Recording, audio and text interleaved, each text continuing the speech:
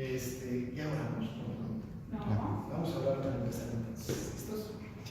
Señor, queremos pedir que en esta noche que nos hemos reunido aquí podamos seguir con este estudio de Apocalipsis que ha sido para nosotros esperanzador, didáctico, lleno de información importante y no solamente información que llena nuestra cabeza, Señor, de datos, sino consuela nuestros corazones de saber que todo está bajo tu control y que tú estás a cargo de toda la historia. La pasada estuviste, estás ahora y seguirás estando a cargo hasta el fin del mundo. Así que te pedimos que tú nos dirijas en esto. También apresura, Señor, o dirige los pasos de nuestros hermanos que están viniendo. Y si hay alguien que tenga alguna complicación, bendícele, líbrale de los riesgos de la calle y permite, Padre, que los que deben estar hoy aquí estén para que sigamos con este estudio de la palabra. Bendice pues este tiempo, Señor, en el nombre de Jesús. Amén. Amén. Muy bien, vamos a continuar y vamos a Apocalipsis 8.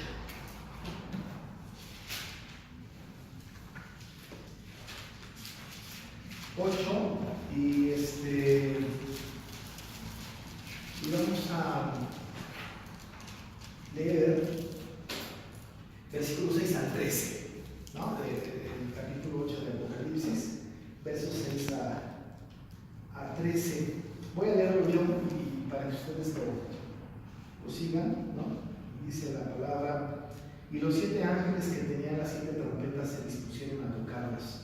El primer ángel tocó la trompeta y hubo granizo y fueron mezclados con sangre que fueron lanzados sobre la tierra. Y la tercera parte de los árboles se quemó y se quemó toda la hierba verde. El segundo ángel tocó la trompeta y como una gran montaña ardiendo en fuego fue precipitada en el mar y la tercera parte del mar se convirtió en sangre. Y murió la tercera parte de los seres vivientes que estaban en el mar y la tercera parte de las aves fue destruida. El tercer ángel tocó la trompeta y cayó del cielo una gran estrella ardiendo como una antorcha y cayó sobre la tercera parte de los ríos y sobre las fuentes de las aguas. Y el nombre de la estrella era Ajenjo, y la tercera parte de las aguas se convirtió en ajenjo, y muchos hombres murieron a causa de esas aguas porque se hicieron amargas. El cuarto ángel tocó la trompeta y fue herida la tercera parte del sol y la tercera parte de la luna y la tercera parte de las estrellas para que se oscureciese la tercera parte de ellos y no hubiese luz en la tercera parte del día y asimismo de la noche. Y miré y oía a un ángel volar por el medio del cielo diciendo a gran voz: ay de los que moran en la tierra a causa de los otros toques de trompeta que están para sonar los 3 ángeles. Pues bueno, vamos a hacer una breve, ¿no?, recapitulación bíblica y teológica, ¿no?, porque va a ser importante que nos ubiquemos en el texto como venimos estudiándolo y también que nos ubiquemos en la teología que estamos estudiando, especialmente en esta teología de las últimas cosas, ¿no? La semana pasada, estábamos hablando de la apertura del 7º sello. Ya vimos la apertura de los 6 primeros sellos, y tuvimos un pequeño resumen de los sellos, ¿no? De los sellos. Vamos a tratar de recordar juntos, ¿no?, esta apertura de los sellos, que va a ser muy importante para nuestra recapitulación. ¿Cuáles fueron los 4 primeros sellos? Caballos y sus jinetes. Los caballos y sus jinetes. Muy bien, chaval. Pero complétalo. Los colores, lo que significaba cada caballo. Y cada jinete. Leucos, blanco. El primero. El primero. Okay. Caballo blanco, que es la palabra leucos, que de ahí viene leucocitos, ¿no? Exacto, muy bien. ¿Qué representa? El jinete que Jesús ha nacido para vencer. Sí. Para vencer representa a Cristo. ¿Ok? El segundo caballo. La hambruna, rojo o bermejo. Bermejo o rojo. Los colores son súper intensos, ¿no? Rojo o bermejo, que significa la hambruna. La guerra. Pero sí, la guerra, pero sí. La guerra. Y luego. La hambruna.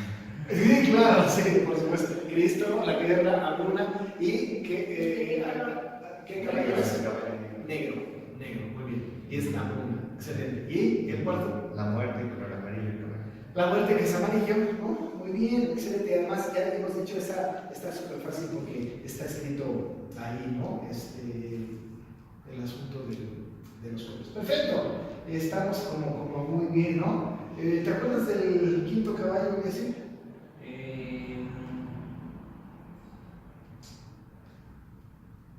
No. De las almas.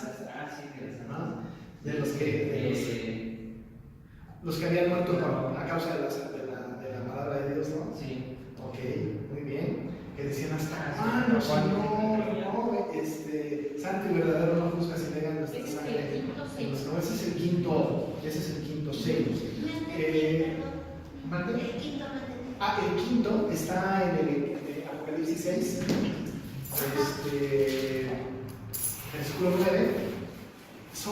El quinto sello representa las almas de los que habían sido muertos por causa de la palabra del Señor. Los que predicaban el Evangelio, ¿no? Los que se dedican a la proclamación del Evangelio y que clamaban: ¿hasta cuándo, Señor, vengarás? No tanto que se quiera venganza, sino se apela a la venida del Señor, ¿no? Y se les dan vestiduras blancas. En fin, ahí está el texto, ¿no? Pero ese es el quinto sello. Después hablamos de los famosos 144,000, ¿no? Que tiene revisamos dos temas muy rápidos: el número de 144,000 y la otra, el sello famoso, ¿no? Así como el sello de la bestia 666. Decíamos que esto no tiene nada que ver con el sello de los creyentes, que no es 777, sino el sello del creyente. Esos lentes es espiritual, y como dice el capítulo 14, versículo 1, es el nombre del Padre de Jesucristo, sellado al Señor, ¿no? Y luego los 144,000, que ya también dijimos que no son literalmente 144,000, sino que es un número simbólico que abarca la totalidad de los redimidos de todos sus hijos, ¿no? Divididos en las 12 tribus por 12,000, ¿no? Decía de Rubén 12,000, de Isaacar 12,000, de Aser 12,000, de Benjamín 12,000, en fin, pero es un número completamente simbólico, ¿no? Y después de este interludio, y un pasaje precioso de Apocalipsis 7, del 9 hasta el 17, donde se nos da un consuelo maravilloso de que el Señor dará toda lágrima de nosotros. Un precioso texto esperanzador que nos deja respirar un poco después de todo lo que ha venido diciendo Juan. Y venimos al capítulo 8, que fue lo de la semana pasada. Y hablamos del séptimo sello. Ya dijimos, ¿no?, que es importante esto, cómo la visión de Juan, lo que está haciendo Juan, va a él añadiendo información, ¿no? Y de una cosa se desprende la otra, etc. Dijimos la semana pasada, no pudiésemos entender las trompetas sin el séptimo sello. Definitivamente no pudiésemos entenderlo. No pudiésemos entender los sellos, los 7, sin la visión del que está sentado a un lado del que está a un lado del que está sentado en el trono. No lo pudiésemos nosotros imaginar, pues no tendría explicación. No tendría explicación la visión del capítulo 4 y del capítulo 5 sin el mensaje a las 7 iglesias que están en el capítulo 2 y en el capítulo 3. No podríamos explicarnos. De tal manera que va Juan sumando información y va añadiendo información, y cada que añade información nos va dando nuevos elementos en la visión, ¿no? Tenemos que estar recordando siempre la visión, siempre, porque de la visión primaria se va construyendo todo lo que Juan está viendo a lo largo de todo el libro de Apocalipsis. Recordemos rápido la visión. Son diferentes círculos que van creciendo. En el centro de la visión, ¿quién está? El trono. El trono. Y uno que está sentado en el trono. Astutamente, ¿no? Juan dice, es Dios Todopoderoso, porque está encriptado su mensaje.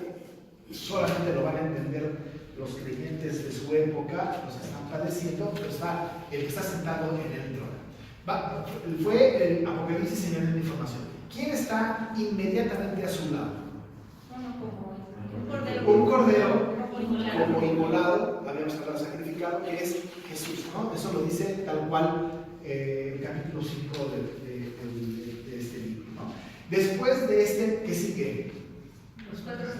Los cuatro seres vivientes, ¿no? Que son cuatro que están de espaldas al que está sentado en el trono con sus alas vigilando, dijimos que son querubines, que están vigilando llenos de ojos, ¿no? Y viendo todo a su alrededor como vigilantes. Ya sabemos que los querubines son como vigilantes, ¿no?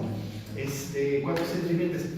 A ver, alguien que se acuerde de la apariencia de los cuatro.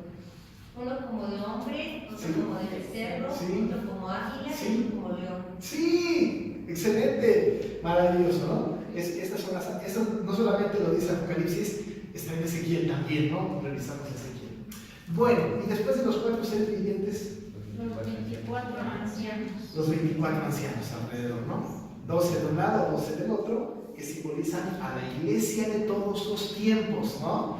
Los 24 tronos representan 12 tribus de Israel y 12 apóstoles de Cristo. Incluso hasta repasamos los nombres, no voy a pedir ahora que los recordemos, ¿no? Entonces están los 12 representando pues a toda la iglesia de todos los tiempos, Antiguo Testamento y Nuevo Testamento. Y después Los ángeles, ¿no? la multitud de ángeles, de millones de ángeles que están alabando y diciendo, digno es el Cordero, qué sé yo, ¿no? Alrededor del trono. Y después la creación entera, toda la creación entera. Ya tenemos ahí, la imagen está preciosa, abarca a Dios en el centro controlando toda la historia. Esto implica... Con los 7 espíritus también. Sí, con los 7 espíritus que están enfrente, exactamente, ¿no? Que ahí está la Trinidad completa, ¿no? Esto implica, es algo que no he dicho, pero que quiero decir ahora, esto implica que si está Dios en el centro, el Cordero, los 7 espíritus, los 4 seres vivientes, los 24 ancianos, los ángeles millones que cantan y toda la creación, significa que el que está sentado gobierna sobre toda la creación, sean o no sean creyentes. Sean o no sean gente que cree en Dios. Es decir, Dios es el soberano de toda la creación, no solamente de la iglesia, no solamente de los creyentes, es soberano de todo. Incluso es soberano sobre Satanás, ¿no? Es decir, Satanás pide permiso al Señor para hacer su obra, no puede hacerlo de otra manera. El Señor es soberano sobre toda la creación, lo cual este libro lo deja clarísimo, ¿no? Que el Señor es el Rey, ¿no? Maravilloso de todo eso. Perfecto. Pero pareciera que había acabado la visión de todo lo que estaba contenido en esta primera visión, pero Juan añade algo más en el capítulo 8, que de repente decimos, ¿de dónde salió esto? Porque dice que vio a 7 ángeles que estaban en pie de Dios, ¿no? Estaban en pie de Dios 7 ángeles con 7 trompetas, ¿no? Se les dieron 7 trompetas. ¿De dónde salieron? ¿Quién sabe? Antes no estaban. Es la primera vez que aparecen en escena y parece que lo que está haciendo es justamente lo que habíamos hablado de esta interpretación progresiva, ¿no? Paralelismo progresivo. Va repitiendo la historia en progreso y le va añadiendo información. Alguno de nosotros diría, ¿por qué no nos da todo de un jalón? Bueno, no es posible porque va añadiendo información y va progresando.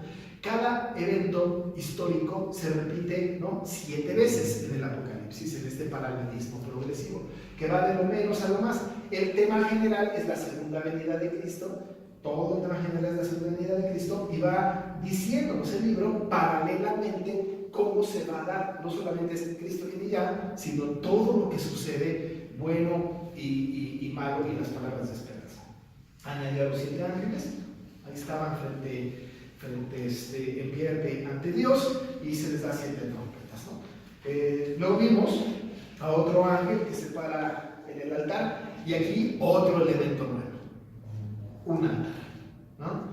Y hablamos mucho del altar la semana pasada. Este es el altar del incienso, ¿no? Hecho de madera de acacia, bañado en oro, con 4 cuernos en cada esquina, del incensario y de la labor del sumo sacerdote de quemar incienso, que dijimos que es un incienso con un aroma agradable, que además era un incienso que Dios había encargado.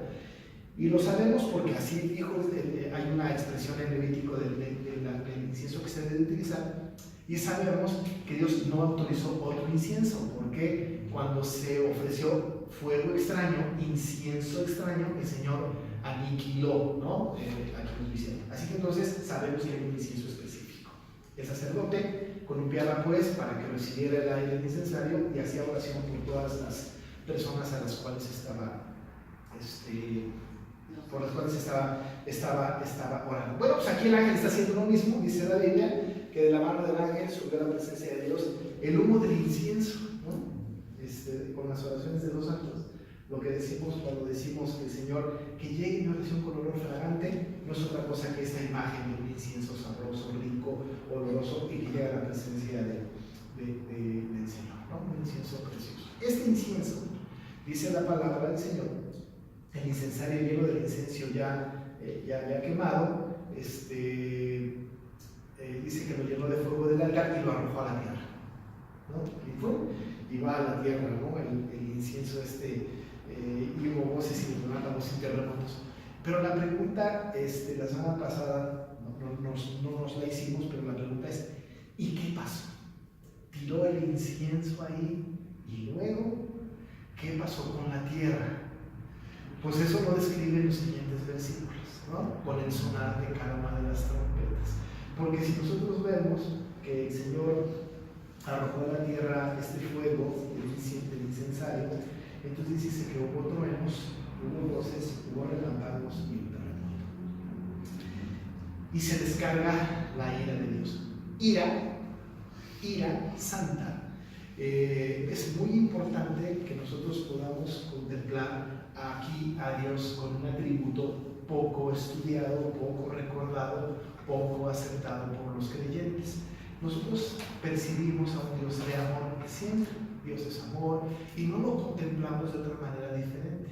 No pensamos en un Dios vengativo, por ejemplo, no pensamos en un Dios, y sería absurdo pensar en un Dios codicioso, eso no puede ser posible, pero hay un concepto de los atributos de Dios que no es contemplado por nosotros porque no lo podemos explicar, o si no es que no lo podemos explicar, no nos gusta, y es la ira de Dios. La ira de Dios es un atributo de Él. Y además es comunicable, ¿no? Ustedes saben la diferencia entre atributos comunicables y no comunicables. Los no comunicables son aquellos que solamente tiene Dios en perfección y no nos participa.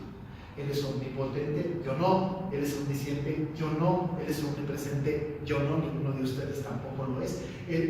Un atributo de aceidad, que Él se causa a sí mismo. A Él nadie lo creó, ¿no? A nosotros sí, ¿no? Nos creó Dios, ¿no? La infinitud, Dios es infinito, yo no. Dios es inmutable, no cambia, yo sí cambio. Es decir, hay atributos de Él que no me los participa a mí, pero hay atributos que Él tiene que me los participa a mí. Él es misericordioso, yo puedo ser misericordioso. Él es bueno, yo puedo ser bueno. Él es justo, yo puedo ser justo. Él es santo, yo debo ser santo. Pero uno de los atributos comunicables poco analizados es la ira, ¿no? Dios es un Dios de ira y lo comunica a nosotros. Por eso quizá Pablo a los efesios les dice: airaos, pero no pequéis, que no se pongan sobre vuestro enojo. O sea, está permitido enojarse, pues, ¿no? Ahora, por las causas justas. No me voy a enojar por las causas injustas. Es decir, si mi mamá me llamaba a mí para lavar los trastes, no me voy a enojar con ella. Por eso sí sería un enojo pecaminoso. Las causas justas son aquellas cosas que a Dios no le agradan. Por eso, odiar mi pecado es correcto, ¿no? En ese sentido de sentimientos en este tema. Pero la ira de Dios es una ira santa, se enoja y se enoja mucho. La ira es un atributo que está contemplado dentro de una figura de lenguaje que se llama antropopatismo, ¿no? Y lo hacemos así para que podamos entender. El antropopatismo es darle características de carácter a Dios, características de carácter, ¿no? Emocionales, ¿no? Como el hombre, como los seres humanos, ¿no? Como nosotros tenemos sentimientos y atribuimos a Él sentimientos, ¿no? Esos son los antropopatismos. La ira de Dios es una sensación, es un sentimiento, es un sentir que, ¿cómo lo podemos poner en Dios? Sino por analogía, porque el hombre lo tiene y se lo atribuimos a Dios. Así explicamos ese carácter de Dios. El antropomorfismo es diferente. El antropomorfismo es de darle características físicas nuestras a Dios, ¿no? El brazo de Dios, el hombro de Dios, los pies, el oído de Dios, los ojos de Dios, son antropomorfismos, ¿no? Desde luego que no conocemos a Dios, no, nadie lo ha visto porque es espíritu y no tiene cuerpo, ¿no? Y limitarlo a nuestras características emocionales sería encerrarlo en un frasco, no se puede, ¿no? Pero para que lo entendamos bajo estas figuras del lenguaje. Su ira. Ahora, cuando estudiamos un poco este tema, ya hablamos un poquito acerca de su ira, lo revisamos en el capítulo anterior, no en el 7, sino en el 6, en donde dice la Biblia, en el 17, porque el gran día de su ira ha llegado, ¿no? En el 6, 17, ¿no? El gran día de su ira ha llegado, ¿y quién podrá sostenerse en pie? ¿Qué tamaño de ira? Lo hemos repetido mucho, es que los hombres pecaminosos dicen, preferimos que nos caigan las montañas encima, antes de que venga la ira de Dios, ¿no? Mejor que muramos aplastados por una montaña a que Dios descargue su ira sobre nosotros, ¿no? De todas maneras, el Señor descargará su ira sobre ellos. ¿Sobre quién no descargará Jesús, el Señor, su ira? Sobre nosotros, sobre sus redimidos, ¿no? ¿Por qué? Porque Dios descargó su ira sobre Jesús para que no fuera descargada sobre nosotros. Eso se llama propiciación. Dios fue propicio a nosotros. La propiciación no es otra cosa que Dios, Jesús, siendo objeto de la ira de Dios para que nosotros no la tengamos. Dicho lo cual, estamos nosotros ante un escenario, ¿no?, terrible, en donde la ira de Dios se desata. Esta imagen es una imagen de una que le llamamos ya gran tribulación y de la cual ya nos habló Juan en versículos anteriores. Y es bien importante, hermanos, bien importante tener en la mente estos dos conceptos. El primero es la ira de Dios descargada. Si la ira de Dios tiene dos vertientes, para los creyentes está Jesús siendo propiciación por nosotros, pero para los no creyentes no hay manera de librarles de la ira venidera. Hay dos grupos, unos que no van a recibir la ira de Dios y que seguramente experimentarán los acontecimientos del mundo, pero su fin, si hay muerte, es eterna con el Señor, y por otro lado van a experimentar su ira, ¿no? Y va a ser terrible para los que no son creyentes y que van a morir y que van a irse al infierno. Este concepto es muy importante, pero ataca a las dos clases de personas. A este evento de la ira grande de Dios le han llamado gran tribulación. Gran tribulación, ¿no? Eso sucede a los creyentes y a los no creyentes. La gran tribulación. La otra es bajo el concepto de la gran tribulación que explicamos la semana pasada. Si nosotros creemos o creyéramos en la suposición pretribulacionista, dispensacionalista, pretribulacionista, que ya la conversamos, y lo que dicen algunas iglesias en el tema del Apocalipsis, ¿no?, que ya pintamos en el pizarrón, acerca de cuándo viene Cristo y qué sucede. La pregunta de muchos cristianos es, a mí me lo han hecho, pastor, ¿cuándo vamos a vivir o cómo se vivirá la gran tribulación? Algunos han dicho incluso que hay 3 años y medio de tribulación y 3 años y medio de gran tribulación según el libro de Daniel. Sin embargo, el asunto ha sido poco estudiado y ha sido irresponsablemente explicado. Cuando hablamos de la gran tribulación, no estamos hablando de un evento que va a suceder cuando los creyentes hayamos sido raptados por Cristo. No va a suceder eso. Ya dijimos que el tema del rapto secreto es una mentira creada por alguien que quiso espantar a la gente. No hay tal cosa como rapto secreto. ¿Qué es lo que va a suceder? Que el Señor Jesucristo va a venir por nosotros en el cielo, ¿no? Y vamos a hablar ahorita de las trompetas, ¿no? Dice que con voz de mando y con trompeta de Dios va a venir con ese gran escándalo y los muertos en Cristo resucitarán primero y nosotros que hayamos quedado nos iremos con el Señor. Cuando eso pase, inmediatamente el juicio final y luego por la eternidad con Cristo. ¡Pum! Ya no, todo, vámonos para adelante. Algunos dicen que Cristo viene, como dijimos la semana pasada, por primera vez por sus santos, van al cielo y se están disfrutando de las bodas del Cordero allá con Cristo casándose con la iglesia. Y en la tierra se va a dar la gran tribulación, en donde se desata la bestia, se levanta nación contra nación y viene la gran tribulación. En este evento de la gran tribulación habrá una oportunidad más para la gente de arrepentirse. Siempre me burlo de esto, porque, bueno, no me burlo, pero lo hago irrisorio, porque ¿quién nos va a convencer del pecado si el Espíritu Santo está de padrino en las bodas del Cordero? Y normalmente es el Espíritu que convence de pecado. Pero bueno, estos sufrirán, estos acontecimientos, dicen, van a ser sufridos en la gran tribulación a partir de la primera. Este periodo de gran tribulación es un periodo que, según la postura dispensacionalista, puede ser milenial o no. Y cuando hablamos de milenial es 1000 años literales o no, depende de quién lo diga. Como quiera que sea, esa es una etapa de gran tribulación. Y todo esto que está contenido en el versículo 6 al 13 del capítulo 8 dice, ahí sucederá. Ahí sucederá. Pero nos saca a nosotros de la escena. ¿Por qué nos saca a nosotros? Porque nosotros, según su teoría, ya fuimos al cielo con el Señor en el rapto secreto, falso. Y que no estamos aquí, pues, no lo estamos viviendo. No lo viviremos. Y luego el Señor viene con sus santos a luchar con estos ingratos, la famosa guerra del Armagedón. Ganamos la batalla y el juicio final y entonces vivimos con Cristo por siempre. Equivocada teoría. Porque la Biblia sostiene que el creyente, junto con el no creyente, vivirá la gran tribulación. De hecho, la estamos viviendo. No, la estamos viviendo. Ahora, ¿no? Es un asunto que estamos experimentando ahora. ¿Cuántas veces no hemos visto que se levantó nación contra nación? Pues a cada rato, ¿no? Es decir, ahorita mismo, ¿no? Siempre, ¿no? Hay nación. La hambruna, usted echa un clavado a Venezuela, muy cerca, o al oriente del mundo, ¿no? Un poco lejos. Hay hambruna, ¿no? Hay guerras, hay hambruna, pero Cristo salió venciendo para vencer ese mundo del caballo blanco. Estamos viviendo los últimos tiempos, ahora mismo. Va creciendo, se va incrementando. ¿Ha habido terremotos? Claro que ha habido terremotos. ¿Ha habido inundaciones? ¿Ha habido tsunamis? Por supuesto que sí. ¿Ha habido crisis de esta naturaleza? Sí las ha habido. Estamos en un tiempo de gran tribulación, sin lugar a dudas. Lo que nos anuncia que Cristo viene pronto. ¿Cuándo sucederá? ¿Quién sabe? Ni los ángeles del cielo saben esa noticia.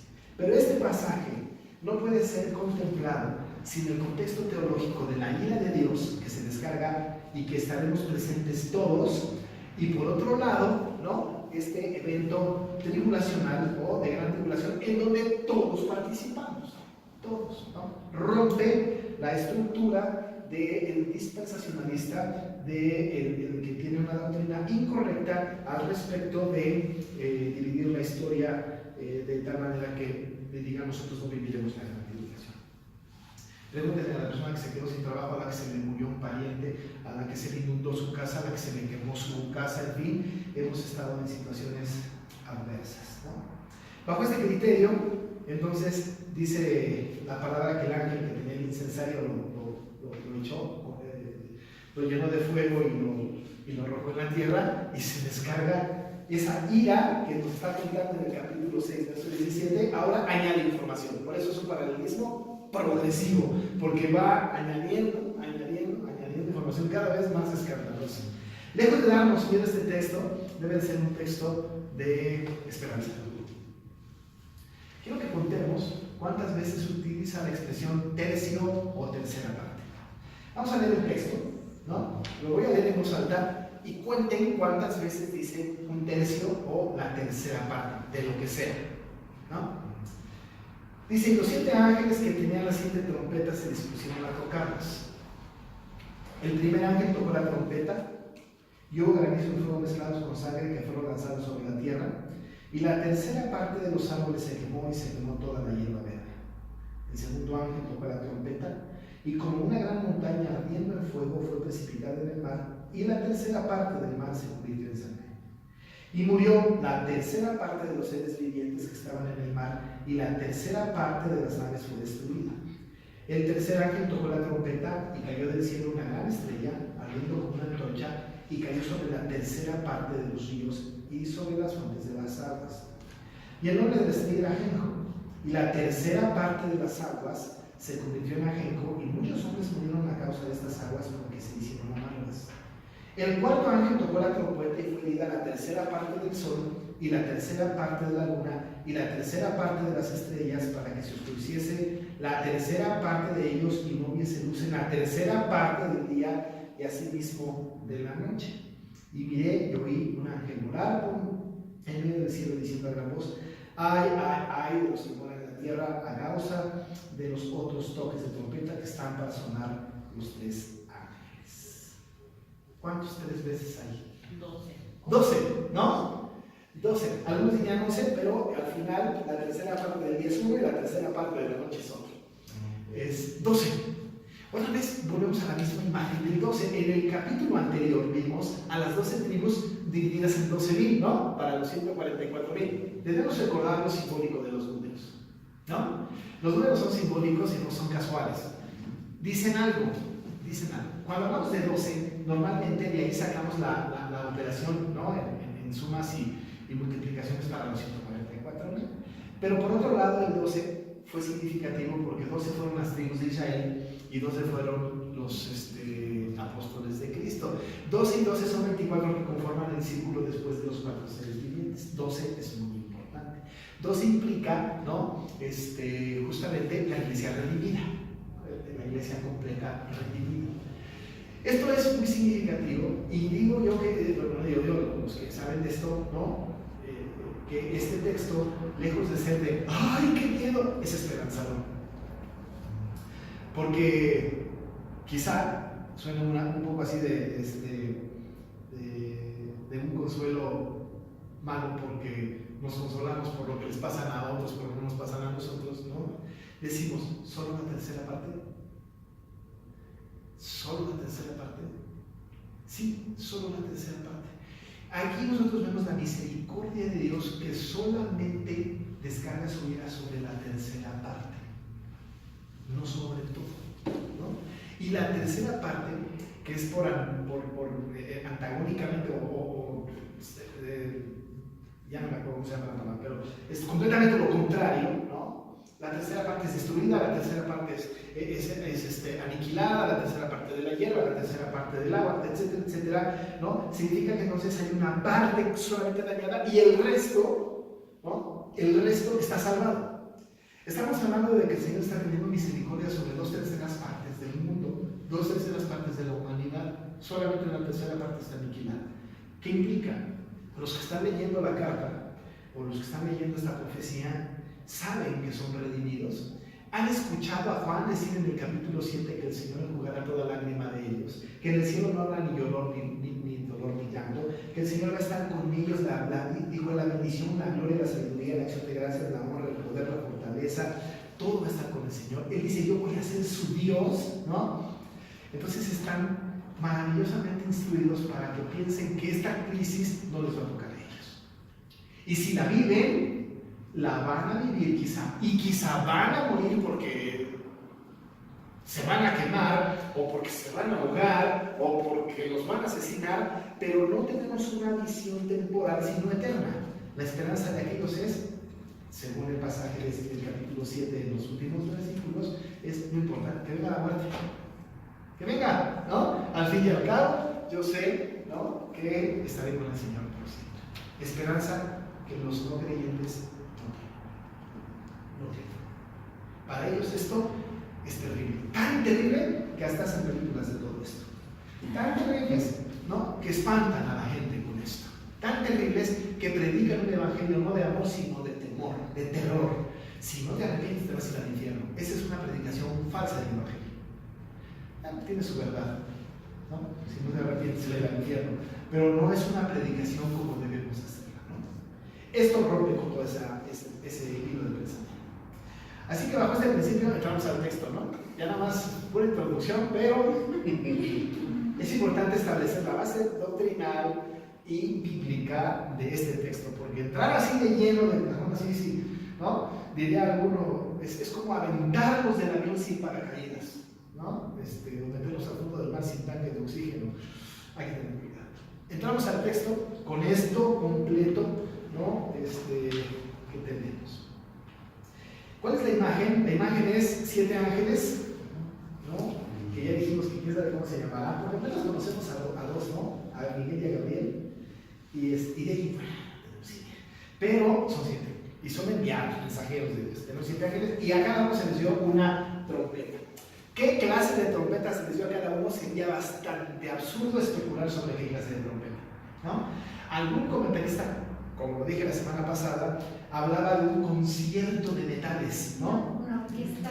Una orquesta de metales, ¿no? Saben que desde el punto de vista de las sinfónicas, los metales son, pues, trompeta, trombón, saxofón, qué sé yo, no conozco los nombres de las de viento y que son metales, ¿no?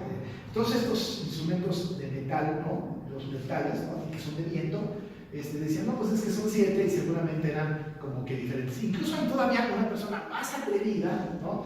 De esas que salen a la televisión y que tienen canales de YouTube y que no sé qué, y que son bien perversos, ¿no? Le dan características. Cada trompeta es porque este instrumento significa no sé qué, y porque su sonido no sé cuál. Bueno, yo no sé en la Biblia dónde diga eso. Por lo pronto, lo único que sabemos es que son trompetas. Nos quedamos con eso, ¿no? Quizá pudiésemos hacer la analogía por el uso que se da en la Biblia de las famosas trompetas. ¿Cómo se utilizaban? ¿No?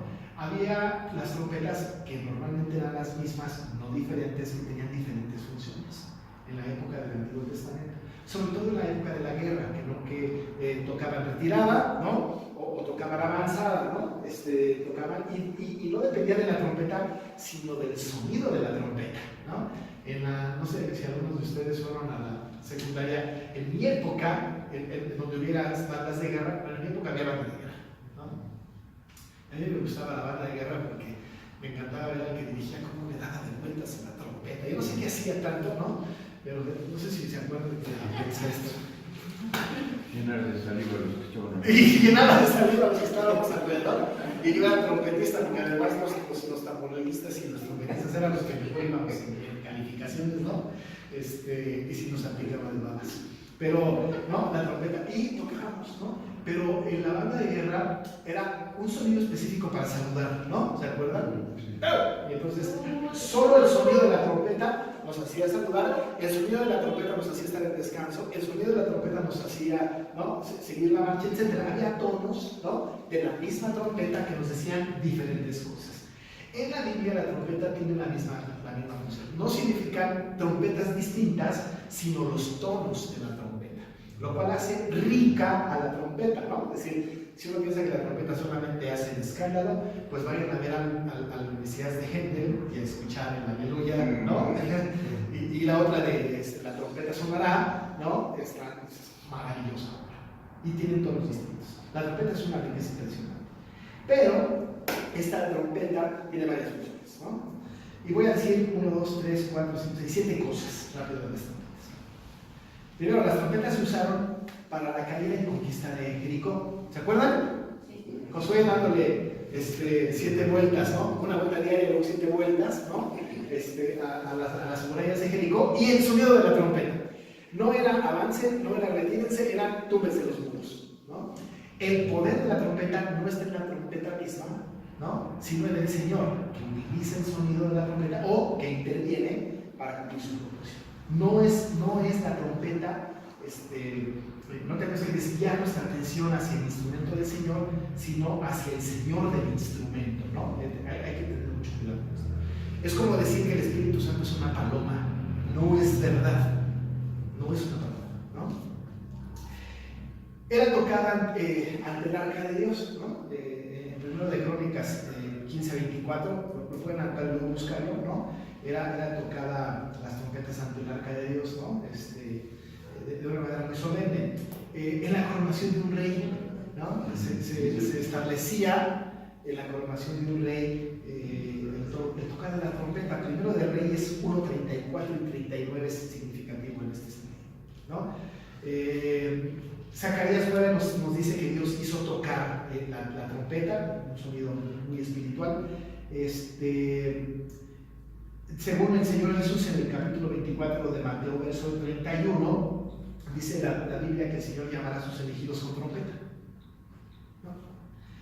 No es lo mismo, y aquí lo puse así para que no se me olvidara, no es lo mismo la voz del Señor que la trompeta del Señor, ¿no? Es decir, dice en Mateo 24:31 que llamará a sus elegidos con trompeta. Al final del tiempo, en el tiempo, dice que las ovejas oyen su voz y le siguen, no con trompeta. Si estamos esperando que suene una trompeta, no va a sonar. Ese es un llamado espiritual al corazón. Los muertos serán levantados por la llamada de la trompeta final, 1 Corintios 15:52. ¿No? Y finalmente, la venida de Jesucristo será así también anunciada con voz de mando, dice la Biblia, por trompeta de Dios, según 1 Tesalonicenses 4:16. Como quiera, esa trompeta siempre llama la atención, ¿no? Despierta al más dormido, ¿no? Y nos alerta a todos. Este sonido de trompeta es un sonido pues de alerta, ¿no? Y no hay duda que la Biblia habla de los ángeles tocando la trompeta. Es el instrumento que Dios eligió para llamar al pueblo, para alentar al pueblo, para que el pueblo se moviera o para adorarle a una santa convocación. Un instrumento maravilloso, ¿no? Porque la pregunta es, ¿y por qué no agarrar tu instrumento? ¿No? ¿Por qué no, qué sé yo, un tambor, ¿no? O uno de los instrumentos preferidos del Señor en el Antiguo Testamento, el arpa, ¿no? Quizá porque no era tan escandalosa, pero utilizo la trompeta. ¿Por qué razón? Ni idea. De ahí, entonces, ya podemos entrar al texto. Dice el versículo 6. Y los 7 ángeles que tenían las 7 trompetas se dispusieron a tocarlas. Dice nuestro comentarista favorito que se nota el apresto de los ángeles para tocar su trompeta. Ahora, los ángeles es casi seguro que sabían, ¿no?, lo que iba a pasar al tocar la trompeta. Debemos de notar que tiene que sonar la trompeta para que suceda lo que va a suceder. No va a suceder antes del tocar de la trompeta, lo cual implica que es una especie de espera a que Dios dé la orden. Cuando iban a la guerra, los guerreros estaban, ¿no?, listos para atacar, pero no se movían hasta que no sonara la trompeta. Nadie tomaba iniciativa, ¿no? Nadie decía, ¡vámonos!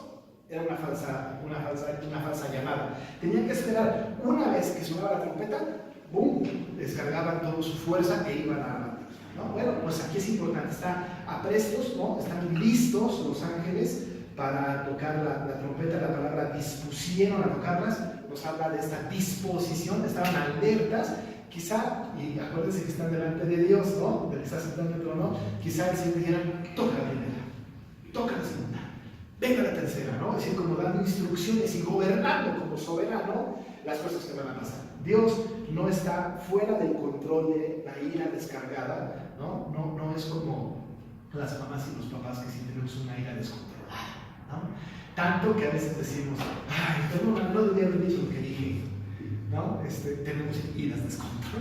Dios Santo no tiene una ira descontrolada como algunos de nosotros, ¿no? Tiene una ira muy controlada y parece que los ángeles están, ya Señor, ¿no?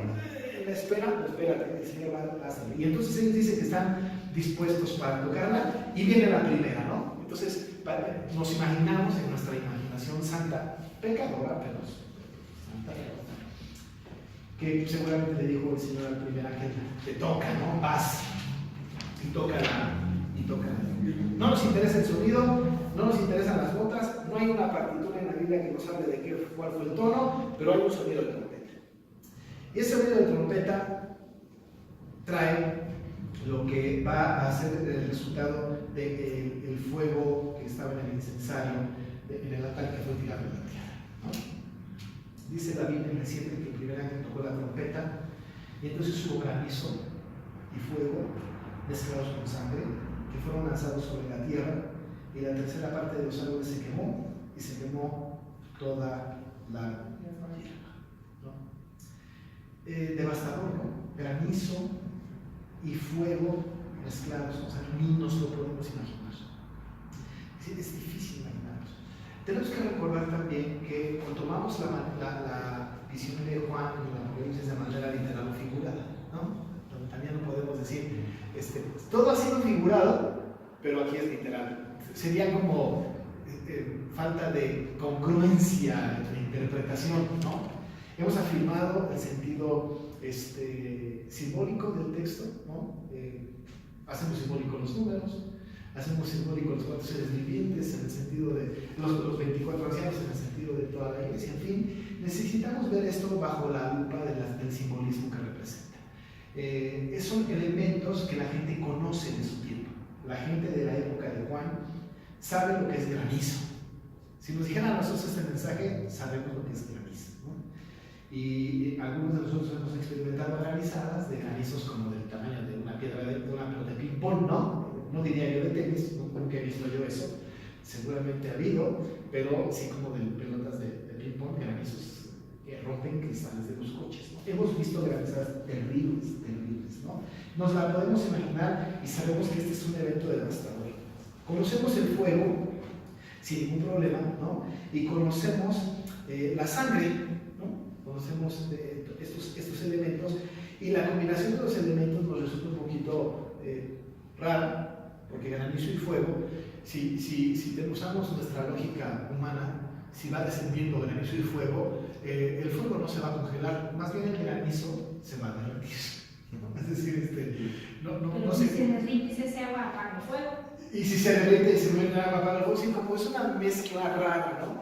Pero más luego entonces añade el concepto de mezclados con sangre, ¿no? No estamos hablando, y no le busquemos una interpretación terrible o muy específica, sino que estamos hablando de un evento devastador, ¿no? En donde se afecta, más bien vemos la afectación y no tanto el elemento, afecta la tercera parte de los árboles y la hierba verde, ¿no? Y la hierba verde. Los que saben que incluso el hielo puede quemar, ¿no? El pasto, ¿no? ¿No? Por eso en la combinación de fuego y de granizo. Dicen algunos comentaristas que, bueno, finalmente esto sucede, ¿no? Cuando hay una gran granizada, cuando hay mucho hielo, mata la vida vegetal, ¿no? Mata las plantitas, etcétera. El granizo fuerte rompe los matorrales, etcétera. Y quizá a esto se refieran. No nos importa tanto, pues, el evento, como estos elementos, granizo, fuego, como mezclados con sangre, como los efectos que causan. Estamos ante una situación en donde parte de la naturaleza, o la tercera parte de la naturaleza es aniquilada, ¿no? Parte de la naturaleza es terminada. Tenemos que recordar también que la naturaleza, por culpa del primer pecado, fue condenada también. Y la naturaleza necesita ser también redimida, ¿no? Es decir, la naturaleza debe ser redimida. Por eso dice 2 de Crónicas 7:14, ¿se acuerdan lo que dice?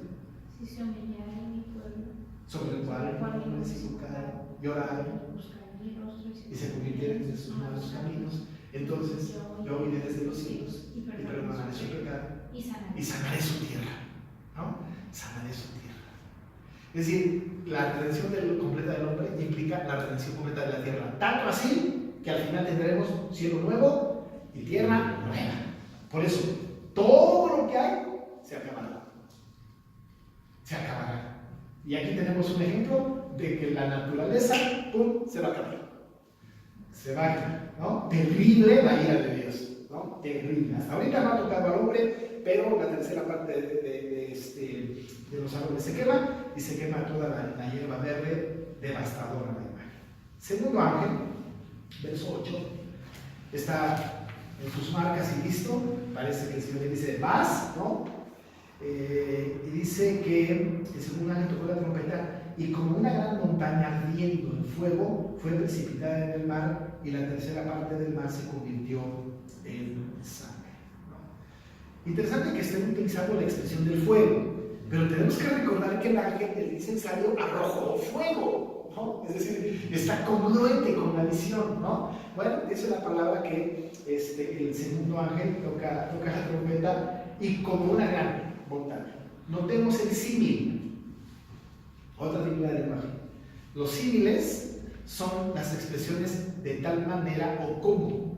Siempre que encontramos en la Biblia es como o de tal manera como, es un símil, es una figura de lenguaje que trata de ilustrarnos más o menos de qué manera es cada cosa, ¿no? De qué manera es cada cosa. Si yo les hablara, por ejemplo, de mi hermano que vive en Puerto Vallarta, yo les diría, mi hermano es como de este tamaño. Uso un símil utilizando mi mano, ¿no? Es más o menos como de este tamaño, ¿no? Y doy una imagen. Es como los chavos que doy una imagen de mi hermano y estoy haciendo un símil, trayendo a su mente algo que conocen para descubrir lo que no conocen, ¿no? Por eso el reino de los cielos es como, y dice muchas veces, y el reino, Mateo sobre todo, ¿no? Es como, y nos trae metáforas para que Vayamos a lo que conozcamos o veamos lo que conocemos para darnos cuenta de lo que no conocemos. Bueno, ¿cómo será este segundo trompeta tan terrible? Que el símil que encuentra Juan es una montaña cayendo del cielo con fuego, ¿no? Dice, y como una gran montaña ardiendo fuego. Ahora, noten, no es una gran montaña, es como una gran montaña, ¿no? Como una gran montaña. Eso es un símil, ¿no? Algunos apocalípticos tribulacionistas dicen que es un meteoro que viene del cielo, ¿no? Que cuando toca la atmósfera de la Tierra se prende el fuego del tamaño de una montaña y que cae en la Tierra, ¿no? Hemos tenido de estos en la historia de la humanidad, ¿no? Y no he acabado el mundo. Pero hacen este símil. No lo sé. No encuentro sustento bíblico para esto, solamente no le pongo atención tanto o no le ponemos tanto atención al asunto, no haremos un estudio de montañología o no nos interesa tanto, sino el efecto que causa. Otra vez, el efecto que causa, ¿no? Viene como una gran montaña ardiendo en fuego y que fue precipitada al mar y aquí está lo que causa. Y la tercera parte del mar se convirtió en sangre. Evidentemente, muere, ¿no? Todo lo que está en el mar. Y no es porque lo especule, sino porque lo dice el verso 9. Y murió la tercera parte de los seres vivientes, bueno, la tercera parte que estaban en el mar, y la tercera parte de las naves fue tercera parte. Evidentemente, las dos terceras partes de los seres vivos en el mar viven, ¿no? Y se vuelven a reproducir seguramente, ¿no? Pero solamente la idea es la descargada sobre la tercera parte. Estamos hablando de los inicuos, los pecadores, los no regenerados, los que no aman al Señor, ¿no? El tercer ángel, verso 10, tocó la trompeta y cayó, dice la escritura, ¿no? Del cielo una gran estrella ardiendo como una antorcha y cayó sobre la tercera parte otra vez, ¿no? Notemos el énfasis sobre el fuego, ¿no? Fuego en la primera trompeta, fuego en la segunda trompeta y fuego en la tercera trompeta. No dice la tercera trompeta fuego, ¿no? Pero dice ardiendo como una antorcha, ¿no? Eso se parecería más a un meteoro, la tercera. Ese se parecería más a un meteoro, exactamente, ¿no? El problema que tenemos, y lo insistiré, es que no ponemos demasiada atención en la imagen como en los efectos, ¿no? Porque justo ha sido un problema de nuestros tiempos, que la gente ve imágenes y las quiere exactamente traducir como están en la Biblia y generan temores de esta naturaleza, ¿no? De esta naturaleza. Pero nosotros con lo que estamos destruyendo todo, pues también se parece, ¿no? No, ¿verdad que sí? No necesitamos fenómenos externos, no somos capaces de destruir nuestra propia tierra y autodestruirnos. O sea, hemos desobedecido al salir del mandato. Algunos teólogos humanos están enfocando esto a la caída de Satanás hacia la tierra, y finalmente es lo que luego traduce en llamar a las fuerzas del bien por llamar para realizar la batalla del Armagedón. Sí, bueno, sí, ¿no? Sí, puede ser miles de interpretaciones. Bueno, no diría que miles, pero muchas interpretaciones de esta naturaleza, ¿no? Yo he visto videos a propósito de la clase en YouTube, caricaturizados, por supuesto, ¿no? Hollywoodenses, ¿no? Desde luego, de este tipo de cosas. Entonces, tratan de imitar estos asuntos y los ponen en una perspectiva de la realidad. No digamos perspectiva, ¿no? En la realidad, y se ve hasta ridículo. Pero la teología de este libro nos hace poner más atención en los efectos que en los elementos, ¿no? Entonces hay una gran estrella que cae, y además lo está viendo Juan, ¿no? Es lo que está sucediendo, su visión de lo que él está viendo, ¿no? Y cae sobre la tercera parte de los ríos y sobre las fuentes de las aguas, ¿no? Y el nombre de la estrella está interesante, ¿no? Era El ajenjo es una planta, ¿no? Que algunas personas utilizan para, como repelente de mosquitos también, ¿no? La molcajetean o no sé qué, ¿no? La muelen, la ponen en su piel y evitan los piquetes de los moscos, ¿no? Pero ¿qué creen? No solamente evita el piquete de los moscos, evita que se acerque cualquier ser humano. O sea, es una hierba tan amarga que repele. La característica del ajenjo es que es repele, tal cual, repelente, ¿no? O sea, repele cualquier cosa, ¿no? Repele tanto que no hay nada que pueda acercarse a él. Esta palabra ajenjo se utiliza 2 veces en griego en el Apocalipsis solamente y no en otra parte del Nuevo Testamento, pero se utiliza 3 veces en el Antiguo Testamento. Y las 3 veces que se utiliza en el Antiguo Testamento es bastante significativo. Vamos a revisarlas. Y en Apocalipsis también. En Apocalipsis 2 veces. Y en el Antiguo Testamento 3. Proverbios 5:4. Vamos a ver cómo utiliza Proverbios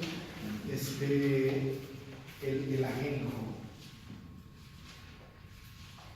No sé si, o sea, si a una bebida alcohólica con Sí, también. Sí. Pero ya. Y es muy amargo. ¿Eh? Y es muy amargo. Y puede ser tóxico. Y puede ser tóxico. Sí, creo que un pintor Utilizaba, bebía Van Gogh. los dejan. No, incluso Ok. Bueno. Cultura general, ¿verdad? Bien. 5:4 de Apocalipsis dice Masufín. De Proverbios, perdón. Masufín es amargo, como el ajenjo, agudo, como está en los libros, ¿no? Está hablando del hombre impío, ¿no? De labios de la mujer extraña, que destila miel, ¿no? Su paladar es más malo que el aceite, Masufín es amargo, como el ajenjo, ¿no? Repele, y es amargo. El tema de la amargura es interesante. Jeremías 9:15.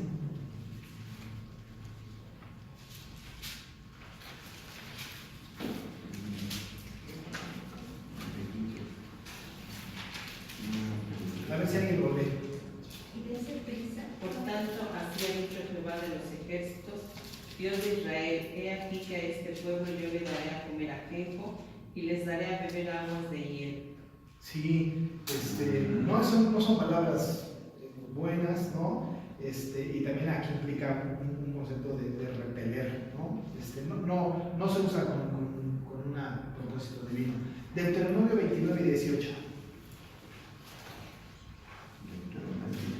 29:18.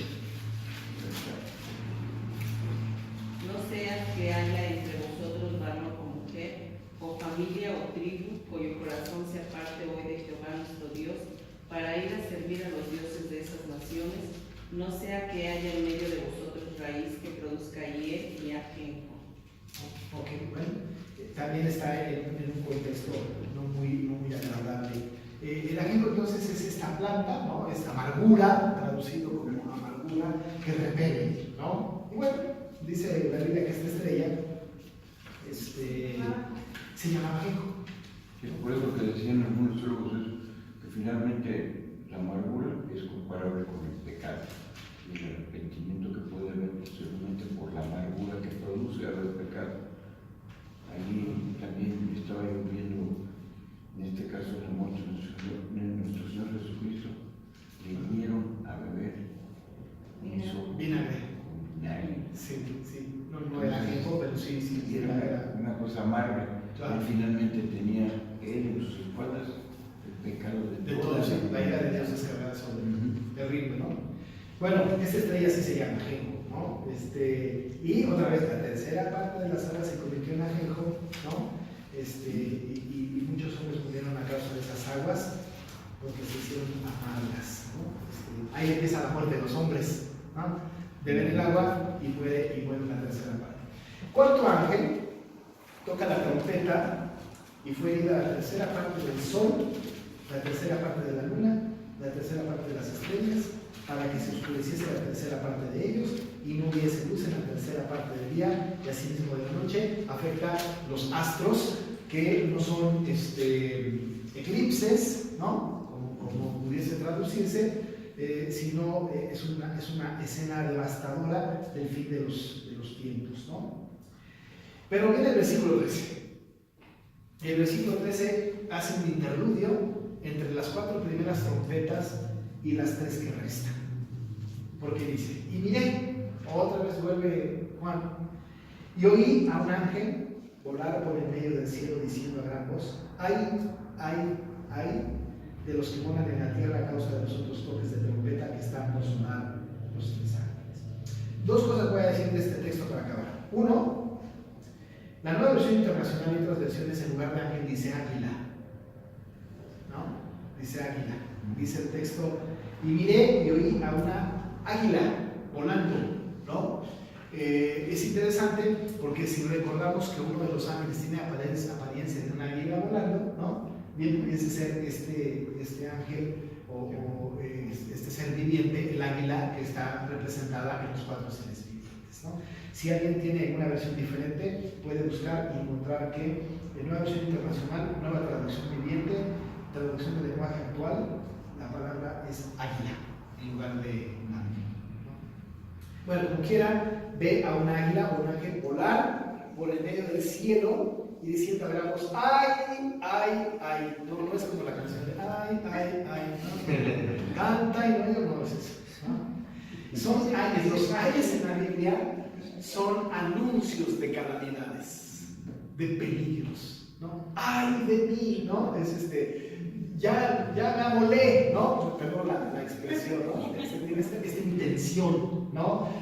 Ay de aquellos fariseos y escribas hipócritas que diezman, ¿se acuerdan de esto, no? Estos ay tienen, caramba, ya viene un juicio terrible en el cual no nos podemos librar y por eso los famosos ay, ¿no? Ay desde luego sin H. Hay 3 ay con H, 3 ay sin H, ¿no? Que van a ser tocados por los otros ángeles o que van a ser mencionados. Después de las siguientes calamidades que no vamos a ver ahora, hay un ay. Por ejemplo, en el versículo 12 del capítulo 9, ¿no? Dice que todo lo que sucedió del capítulo 9, 1 al 11, ya pasó, ¿no? Es que tenemos que ir ligando cosas. No se pudiese entender una cosa sin la otra, ¿no? No pudiésemos entender el 12 sin el 8:13. Bueno, dice el 12, el primer ay ya pasó. Aquí viene Anabú, 2 ayes después de esto. Entonces, estos 3 ay no es porque le dolió al ángel, sino porque es un aviso de una calamidad, ¿no? En el versículo 12 del capítulo 9 está el primer ay, y después tenemos el segundo ay en el versículo 14 del capítulo 11. 11:14 culmina el segundo ay, ¿no?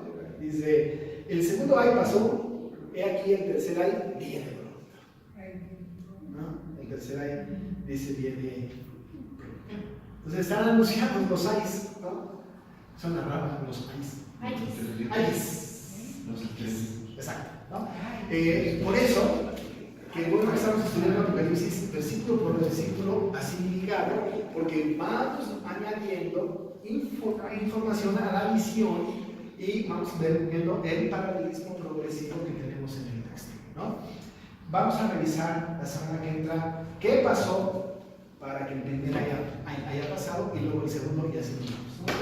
O sea, esto de que la tercera parte del sol y la tercera parte de la luna y la tercera parte de las estrellas, para que se oscureciese la tercera parte de ellos y no hubiese luz en la tercera parte del día, ese mismo o sea, ¿cómo se podría interpretar eso? Otra vez, ¿no? Es el tema, no tanto los fenómenos, sino lo que produce.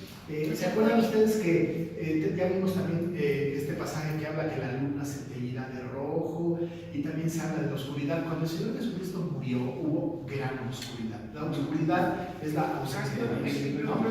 Tanto es la ausencia de Dios la oscuridad que Jesús es la luz de Dios, ¿no? Entonces, tiene que ver con la ausencia de Dios en medio de la tierra, ¿no? En medio y es terrible, o sea, lo peor que le va a pasar al incrédulo es que Dios se aleje de ti. ¿Se acuerdan ustedes hablamos acerca de una frase del credo de los apóstoles de descendió a los infiernos. Es terrible.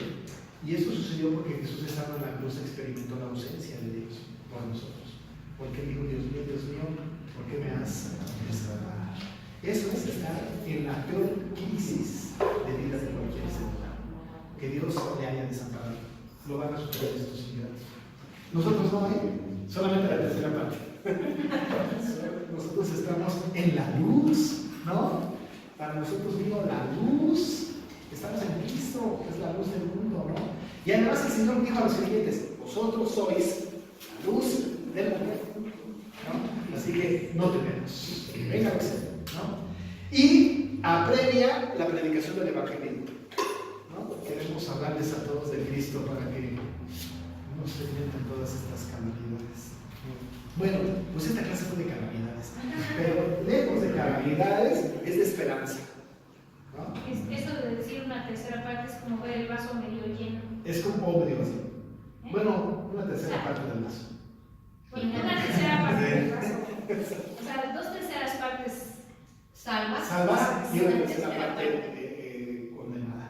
Y además, es un decreto. No es puede ser, es va a ser. Va a ser, ¿no? Va a ser. Bueno, vamos a terminar. Y solo una pregunta, ¿y usted en qué parte cree que estamos viviendo de Apocalipsis? En todo. Es que, si el Apocalipsis lo interpretamos como estamos interpretando, en un paralelismo progresivo, estamos viviendo la gran tribulación, estamos viviendo los últimos tiempos y lo único que está pasando es que vamos avanzando, se va incrementando.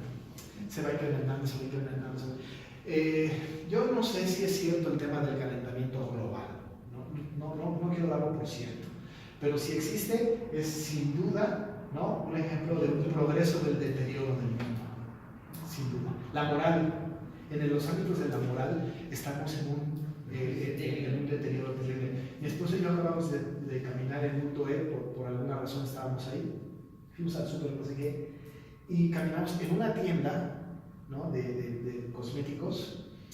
Vimos 2 jóvenes hombres sin playera en un póster, no en vivo, un póster, 2 muchachos pintados como mujeres, ¿no?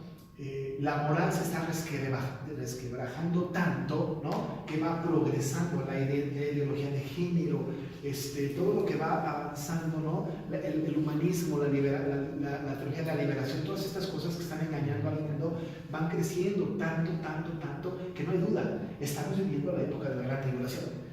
Pero casi en cada época se ha habido crisis terribles, ¿no? El holocausto con los judíos, o sea, el afán de aniquilar al pueblo judío ha sido terrible, devastador, ¿no? Las guerras mundiales, parece ser que ya es el final, y los cristianos de las guerras mundiales dijeron, ya, esto es lo peor que hemos vivido, lo peor, y Cristo va a venir, ¿no? Pues no. Y luego otra vez se respira paz, no sé qué, y vuelve a crecer, y así. ¿Cuándo va a acabar este siglo? No tengo idea. Finalmente, lo de los pósters podemos pensar, no te echarás con varón como si fuera hembra, porque esto es abominación. Sí, ¿no? Pero ha sucedido y dice uno en desde épocas cuando anteriores. las mujeres dejando su uso natural Sí. se dieron a las limpias entre ellos. Sí. En los romanos Vamos ya había va creciendo toda la devastación, todo esto, la moral, el mundo. Mi oración, amados hermanos, mi oración, y oro con alguna frecuencia así, es que yo quisiera no resucitar, ¿no? Y no estoy diciendo ninguna herejía. Yo quiero no resucitar, porque no resucitar implicaría que Cristo venga antes de que venga. Porque dice la Biblia que los muertos en Cristo resucitarán primero, y luego nosotros que hayamos quedado, bueno, yo quiero ser el nosotros que hayamos quedado. Pablo lo decía. Y yo quisiera no morir, ¿no? Y sino ser transformado y ver cómo el Señor viene, ¿no? Porque dice que todo ojo le verá, verme venir en las nubes y decir que ve, ¿no? ¿Quién sabe cómo? Llega a su presencia. Pero no debemos de estar atemorizados con estas cosas. más bien tenemos que estar esperanzados, ¿no? El último versículo, los últimos dos versículos del capítulo 7 dicen cómo debemos estar nosotros los creyentes. Con la esperanza, ¿no? De que en el cielo, bueno, vayan los malos y los villanos, porque jugará toda lágrima, ¿vale? Listos y preparados. Listos y preparados. Yo acabo de hablar con un hombre que está muriendo y le pregunté, ¿está usted preparado para ir con el Señor? Y me dijo, hace mucho tiempo. Bueno, creo que eso me dijo. Hace mucho tiempo, dijo, ¿no? Hace mucho tiempo. Entonces, no hay como estar preparados. Vamos a hablar, ¿no? Padre, muchas gracias porque podemos estudiar esto y lejos de causarnos temor nos da esperanza. Esperanza de que un día muramos como muramos, iremos contigo para siempre. Y que seremos salvados de tu ira, la ira venidera. Para nosotros hay una esperanza, pero hay muchos que no tienen la esperanza y te rogamos, Señor, que tú sigas llamando a tu pueblo para que vayan uniéndose al gozo de saber que la victoria está en Cristo. Bendícenos y despídenos en paz ahora en el